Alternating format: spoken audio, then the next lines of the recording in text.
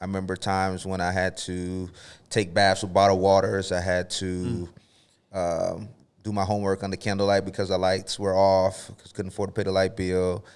There was times when running from the repo man where, we parked our car down the street because we couldn't afford to pay our car note, but we also couldn't afford to lose our only form of transportation. So we would walk home blocks and leave our car by someone else's house. And I couldn't control those things as a young kid. Mm-hmm. And I remember at our very lowest, being homeless, living out of a motel, being me, my parents and my brothers in this motel, and it's room 108, as I always talk about when I share my story, going into this room in this motel at the edge of town, with blue-green vomit-licking carpet, 2 full-size beds to fit all 5 of us, a large window that overlooked that main highway I talked about earlier, that ran through our city, and begging and pleading my dad to park our car in the back, because even as a 12-year-old, I didn't want my classmates to see me in this condition. I didn't want to have to do any extra explanations on why we were in this situation. So at that point, I made a declaration to myself that I wasn't going to allow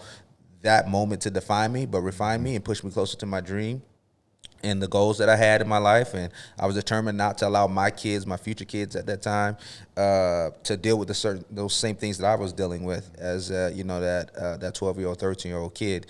So saw a guy named Barry Sanders one day on on TV. Never heard of him. Yeah, he's sort of a big deal. You should check him out. I saw him on playing one Sunday afternoon with the Detroit Lions on a terrible team, but he was this short guy like myself that I could relate to, dipping and dashing through defenses. He was electrifying the crowds in the stadiums that he was in, and he looked like he was having a lot of fun. And I was like, okay, that's going to be my way out. That's going to be my avenue. And so my mom would always quote the verse out of James, faith without works is dead. So I knew I had extreme faith. I believe that God gave me certain gifts and abilities, and I knew if I trusted him that anything that I wanted to go after, I could have if he saw fit. So I put in the time to work, but as soon as I stepped on the field, it was everyone telling me my limitations. So he's too short, he's too small, he's not big enough, all these things. And that thing followed me all the way from Pop Warner to middle school to high school, and got to high school my freshman year and had some success there.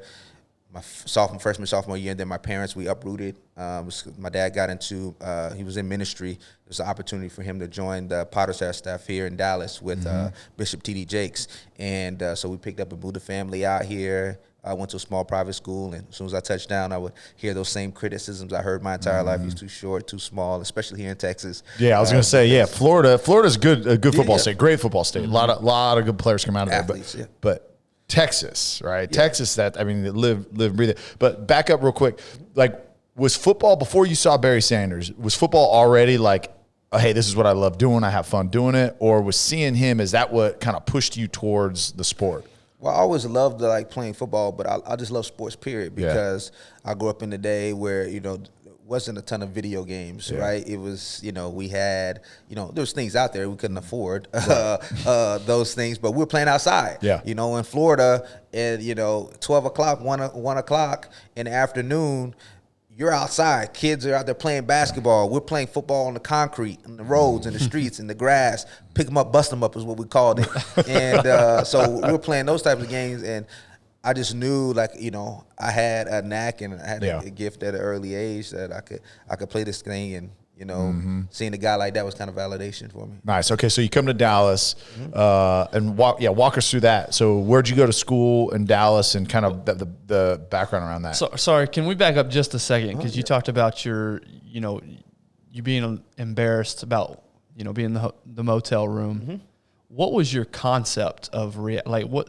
Obviously, you knew that you guys didn't have as much as others, but how did you handle that as a kid? What were your thoughts about that? What was just going through your mind during that whole process? Yeah, my parents did a really good job. This was a really down season, even beyond the normal adversity that we had faced, and just hit hard times, and we had to be in this situation for a temporary time, and always strong faith. My dad, I'm a pastor's kid, preacher kid, and so the faith was there, knowing that okay, God is in control, and we know We're gonna make it out of this, and there are gonna be brighter days ahead. So that was kind of the mindset. I mean, I was in tune and tapped into my faith very early age. So I felt that even in the midst of adversity and struggle and trial, that God can make a way, and He's with us every step of the way. So. You know what's cool about that is you talk about faith. I mean, there's no evidence, physical evidence that, hey, we are going to make it out of this. Yeah. It was faith. You guys were living by faith. Yeah. That whole time. Yeah, I mean, and having faith is not like an absence of just like struggle or an absence of even worry at times, but it's just knowing that at the end of it all, like there's a bigger plan, and that God has a purpose for it all. So that's good. That's man. awesome. Yeah. But at that age, did you know different? I mean, or it is like, hey, this is just kind of how it is. I know you mentioned that, hey, look, I don't want to explain to my friends. Yeah. So you had the awareness of it, but like, for sure. Was it something that was like, hey, look, I mean, this is life. This is kind of normal. Like we talk about with Darren. Darren grew up. He's like, dude, this is it. Like you grow up, and look, if water gets shut off, I gotta go across the street and I gotta shower with the hose behind the Quickie Mart. Yeah, I mean, for us, it was. I mean, it was a bit of a difference for us because it was out there, right? It was all those other things that, we can handle behind the scenes and go family, get what we need if we didn't have enough groceries and things like that. But this was something that was more like, okay, you're living out of a motel for, extended period of time, and people are passing by, and you're just like, now I may have to explain, why I'm here, instead of like if there, other issues I could just kind of hide.